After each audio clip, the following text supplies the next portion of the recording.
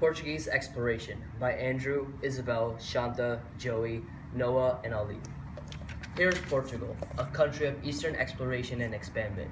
And here's Prince Henry the Navigator, a man who not only built a school for navigators, but also is responsible for sponsoring Portuguese exploration along the coast of Africa. He had three motives of exploration, which represent the motives for all of Portugal.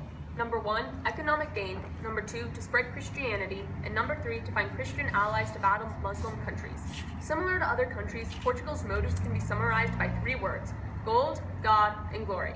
The motives of gold and God are especially evident in the exploration of Portugal. Portuguese fleets sailed along the western African coast hoping to find gold.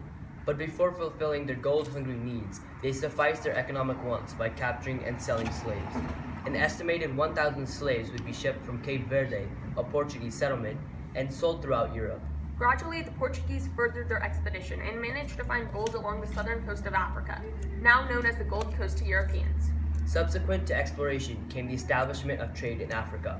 They became trading partners with Congo in order to have access to economic gains, such as gold, ivory, and slaves. Soon the Portuguese were building forts all along the Gold Coast. And then, on the other side of the globe, we have the Americas, or as Columbus should have called it, not Asia. Portuguese exploration in the New World was limited to Brazil. Pedro Alvarez Cabral was the first Portuguese explorer to reach South America. There, Portugal established many sugarcane plantations maintained by their slaves from Africa. Sugarcane was the chosen commodity to produce because it was important in Europe. In South America, they also helped the Spanish in accidentally decimating the native population, which is why they brought the African slaves, because everyone else had died. But the Portuguese didn't stop there. No, they were not even close to done. The Portuguese believed they could reach India by rounding the southern tip of Africa, and sure enough, they were right. But why did Portugal find it so important to reach India in the first place? I mean, they already had Africa, and trips along longitude were no bueno, believe me. The temperature changed, stars couldn't be used as navigators, and because maps really sucked, the stars were all they could go on, and the wind was really unpredictable. So why did the Portuguese feel compelled to make this trip in the first place? Exploration was also sparked by the need for spices, because the Ottoman Empire cut off trade routes to weaken Europe. This is key. Firstly, this is important because if Portugal can establish trade with India for the spices, the economic gain increases because of how rare spices were in Europe, since the Ottomans cut off trade, which leads us to the religious gain of undermining the Muslim Ottomans. So the Portuguese were all like, why not? And lucky for them, it worked out.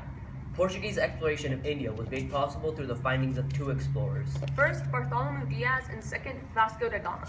This is Bartholomew Diaz, an explorer who made it around the southern tip of Africa, called the Cape of Good Hope. This was made possible by his use of westerly winds to navigate around the continent. However, he quickly turned his fleet around, fearing that his crew was planning on rebelling against him. Nonetheless, his voyage proved that the Indian and Atlantic Ocean were connected, and that India could in fact be reached by circling under Africa. Which brings us to Vasco da Gama, who actually rounded the Cape of Good Hope and landed in the port of Calcutta in India. Among arrival, he announced he was in search of spices and Christian allies. Although he did not suffice his religious wishes, he did find spices, and upon return, him and his crew were very successful and made a huge profit. But da Gama is not the only person to be credited with the Portuguese success in the spice trade. For obvious reasons, Portugal returned to India frequently. Over time, the Portuguese began to establish a dominant part in the spice trade. Soon they started to destroy Arab shipping, and eventually they established a Red Sea blockade. This cut trade off with the Ottoman and Egyptian Muslim rulers for the Portuguese. This is where Admiral Afonso de Albuquerque comes into play. He established a land base at Goa, which became the headquarters for Portuguese operation in the region. He also furthered exploration as he sailed into Malacca and seized the city, which acquired a prominent port of the spice trade. However, when seizing the city, a violent battle occurred that rose tensions between the Arabs and the Portuguese. Soon the Portuguese launched expeditions from Malacca to China and to other spice islands. But how did the Portuguese become so successful in the first place? Much of their success was due to their knowledge and effective use of guns and weapons, along with their seamanship. Simply put, the military power helped them succeed in defeating the Arabs in the short but bloody battles they were involved in. However, Portugal did eventually come to a downfall. They lacked the power, population, and desire to colonize other Asian regions outside of the Chinese and Indian coasts. So eventually their flourishing trade era came to a bitter end. Nonetheless, Portugal's trade and exploration achievements can still be seen in the world geography today, especially in South American languages. So despite their eventual fall, the Portuguese did succeed in becoming one of the biggest trade-conducting countries of the exploration era.